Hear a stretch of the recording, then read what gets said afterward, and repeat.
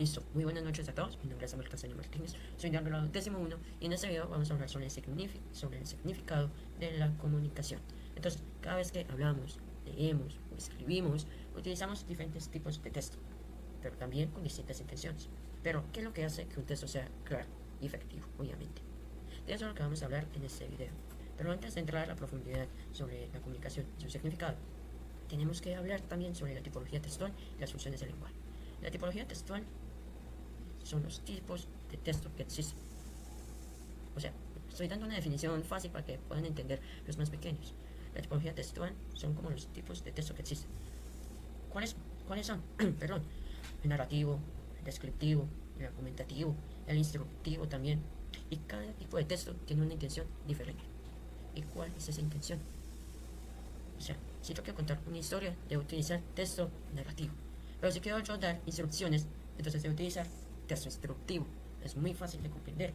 Pero aquí es donde viene la... se me olvidó el nombre. Las funciones del lenguaje, perdón. Las funciones. El texto es informativo, es descriptivo, es poético, quiere llamar la atención o no. Otro tema principal, antes de hablar sobre la comunicación y su significado, hay que hablar sobre la denotación y la connotación. Sí, son dos palabras muy distintas, pero fáciles. Entonces, voy a dar un resumen de la definición. Entonces, denotativo es el significado literal. El significado literal de las palabras. Ahora bien, el connotativo es lo inverso. Es el significado no literal de las palabras, o sea, simbólico o figurado. Por ejemplo, a ti te dicen que diga un animal.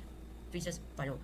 Entonces, vamos entonces a decirle ahí lo denotativo, lo connotativo que se puede sacar de ese animal, de esa palabra. Entonces, lo denotativo de paloma es que paloma es un ave. Lo connotativo, no, perdón, lo connotativo, perdón, otra vez. Lo connotativo entonces de esa palabra, entonces sería que la paloma simboliza la paz para algunos, para otros la tranquilidad, para mí, o sea, para mí los dos. Pero cada quien es libre de decidir. Ahora bien, me faltan otros tres temas principales para terminar este video, pero también para dar un corto resumen muy fácil de explicar. Entonces, los tres temas siguientes son el tema, la idea principal y la intención comunicativa. Todo texto, sí o sí, debe de tener esos tres. Un tema, una idea principal y una intención comunicativa. Entonces, el tema es el concepto general de un texto. O sea, yo como tema de un texto puedo colocar la suma. Todo el texto habla sobre la resta. No. Un tema es el concepto general del texto. Si yo voy a hablar de la resta, entonces el título, o sea, el tema, debe ser la resta. Si yo voy a hablar de la suma, entonces el tema debe ser la suma. Ahora bien, la idea principal. La idea principal es el mensaje, un mensaje específico o el principal sobre el texto. Voy a colocar un ejemplo. El cambio climático. El cambio climático no puede ser un tema. ¿Por qué? Es muy sencillo. ¿Dónde se desarrolla, el cambio climático? El cambio climático entonces se desarrolla en el medio ambiente. Entonces, medio ambiente es el tema. Ahora, la idea principal puede ser la siguiente. Los seres humanos han actuado de tal forma que ha aumentado el calentamiento global. Listo, ahí está el tema y la idea principal. De aquí es donde viene la intención comunicativa, o sea, el texto quiere informar, exponer, narrar algo, dar instrucciones. En mi caso, entonces sería técnicamente, yo diría que es más que todo, como le dijera yo, educativo, expositivo, porque se va a hablar sobre el cambio climático.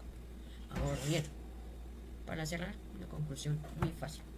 La comunicación es el conjunto de todos los elementos. ¿De cuáles elementos? De todos los que se dijeron hoy.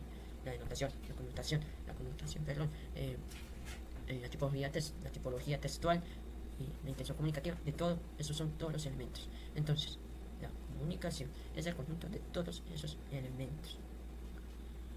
La reflexión antes de que yo termine, porque ya se me pasaron los 5 minutos. A la próxima que vamos a escribir, a leer o hablar de algo, preguntémonos qué es lo que realmente quiere el tema, el texto, qué es lo que realmente quiere decir el texto. Nosotros tomamos la decisión de cómo queremos interpretar y recibir esa información, la información que haya en el texto. Nos vemos en el próximo video.